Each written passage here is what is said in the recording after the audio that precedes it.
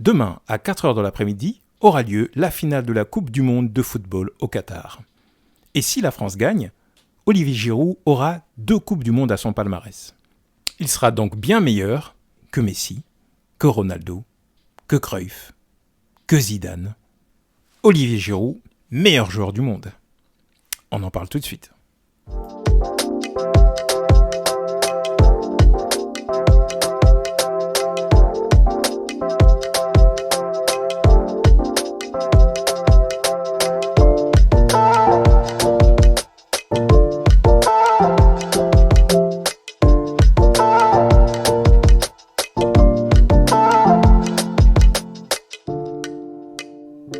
Bonjour à tous, bienvenue sur Barça Today.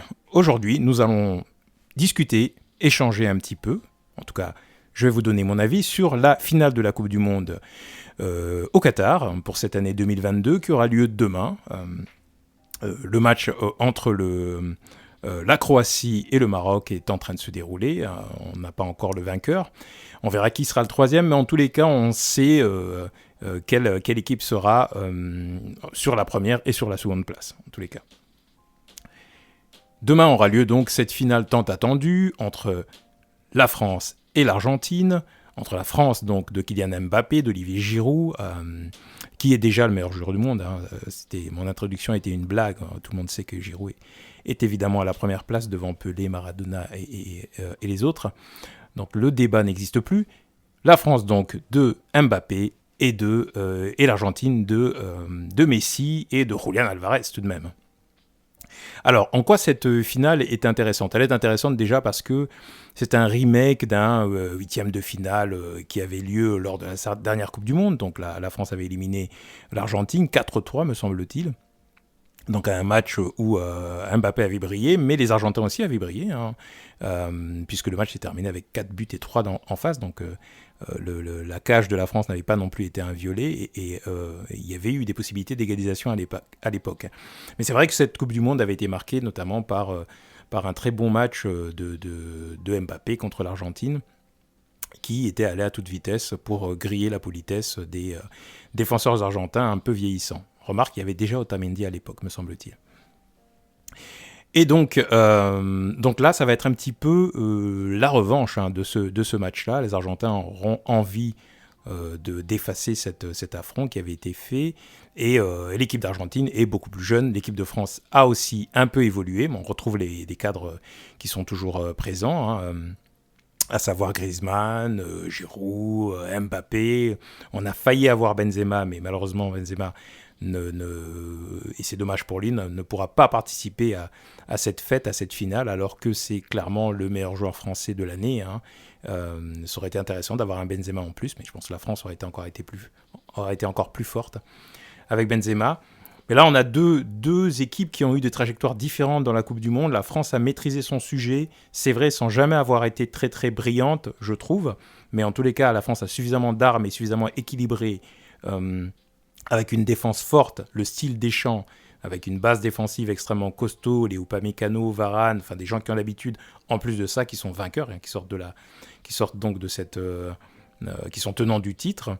Donc avec Tchouaméni au milieu qui fait le boulot, on a Hernandez sur le côté, on a donc une équipe avec donc Griezmann, Giroud et Dembélé qui n'avait pas beaucoup joué en 2018, mais qui du coup, grâce à ses belles performances à Barcelone, a pu être titulaire.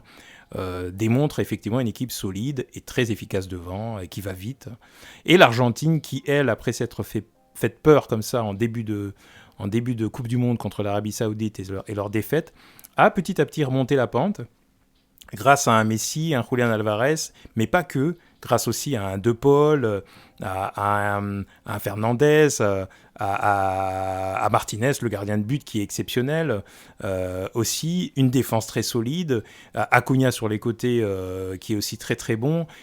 Donc il y a beaucoup de joueurs argentins qui ont aussi répondu à l'appel et qui forment un petit peu la garde resserrée de Léo Messi qui est le cerveau, qui est un petit peu le facteur X, c'est le joueur qui brille et qui permet d'aller jusqu'au bout de cette compétition. On ne pensait pas qu'il reviendrait jusqu'en finale, même si l'Argentine sortait d'une série très très importante, mais cette défaite contre l'Arabie Saoudite en début de Coupe du Monde avait un peu refroidi beaucoup de pronostiqueurs. Mais finalement, voilà, l'Argentine est au moins, si ce n'est la première, la seconde meilleure équipe du monde. Et la France, on le savait déjà, puisqu'elle est tenante du titre, et au moins la meilleure équipe du monde, ou alors peut-être la deuxième en fonction de ce qui se passera demain. En termes de pronostics, je ne vais pas pouvoir me prononcer encore une fois, parce que dans un match, et surtout une finale, il peut se passer tout et n'importe quoi. Sur le papier, la France a l'air quand même bien sûre de ses forces. C'est une équipe extrêmement costaude. Et surtout, les dernières confrontations ont montré que l'Argentine pouvait... Enfin, c'était un petit peu la némésis de l'Argentine. La France peut faire peur à cette équipe d'Argentine. Mais on sait aussi que défensivement, il peut y avoir des trous d'air chez les Français.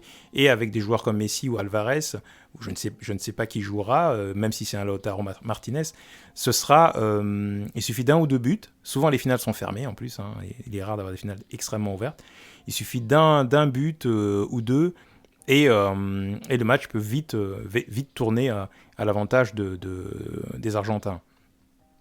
Moi, je voulais surtout rester sur la figure de Léo Messi, sur cette finale, parce que c'est le joueur qui, entre guillemets, a le plus d'enjeux dans cette histoire.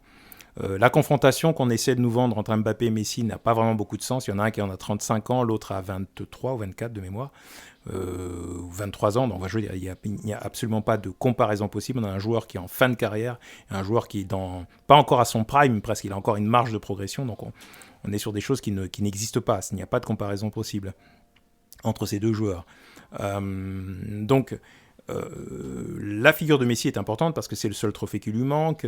Beaucoup de gens vont dire oui, mais s'il ne gagne pas ce trophée, il ne sera pas considéré comme étant le meilleur joueur de l'histoire. Bon, déjà, quand on se pose la question de savoir si c'est le meilleur joueur de l'histoire, c'est qu'il y a un sujet, c'est qu'a priori il a fait 2-3 choses de bien, de correct dans sa carrière, parce qu'il y en a beaucoup pour qui on ne se pose pas la question. Pour moi, ça ne fera absolument aucune différence.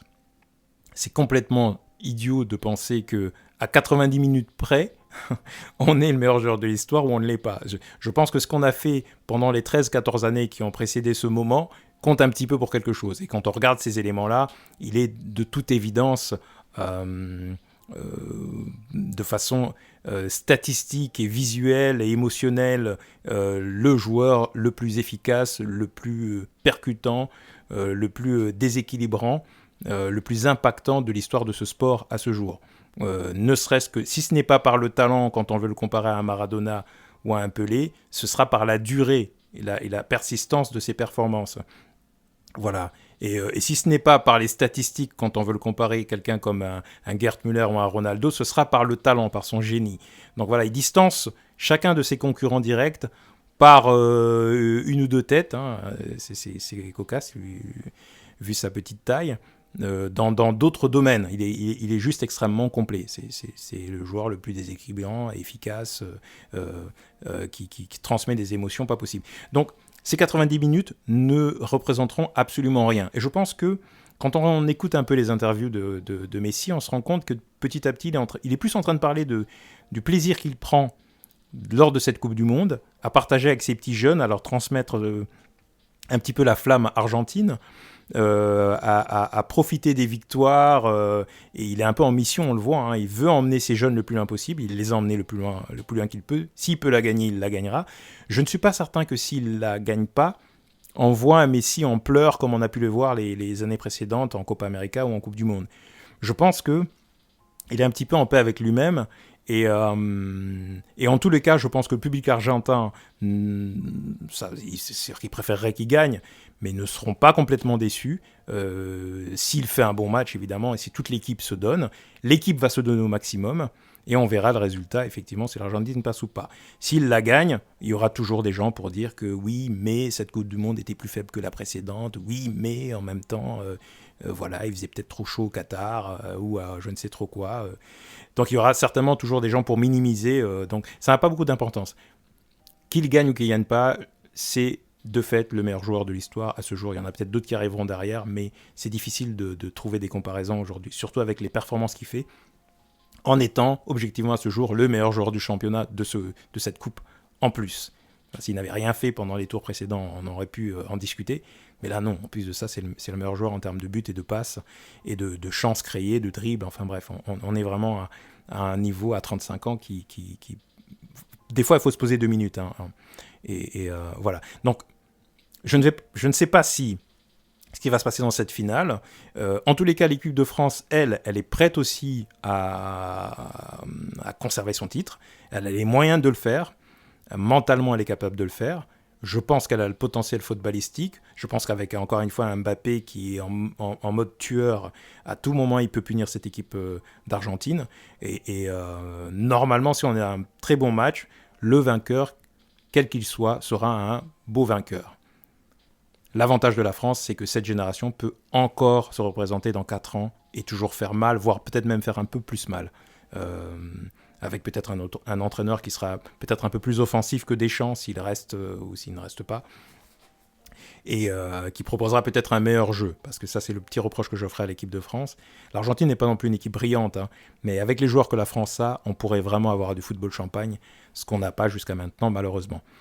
Donc, Argentine-France, finale de la Coupe du Monde, 2 candidats qui sont légitimes au poste où ils sont, donc à savoir à la finale. Que ce soit l'une ou l'autre des équipes qui gagne, je pense que ce sera un beau finaliste. Évidemment, si c'est Messi, ce sera consécration, une légende qui arrivera sur les sommets. Si c'est la France, ce sera un superbe exploit parce que 2 Coupes du Monde de suite, je pense qu'à part le Brésil, aucune équipe ne l'a fait jusqu'à maintenant. N'hésitez pas à liker cette vidéo si vous avez aimé. Mettez vos commentaires pour savoir aussi qui vous pensez qui va remporter cette finale et quel joueur va briller, évidemment. Et nous, on se retrouve pour le débrief de cette finale France-Argentine, Qatar, Coupe du Monde 2022. À très bientôt.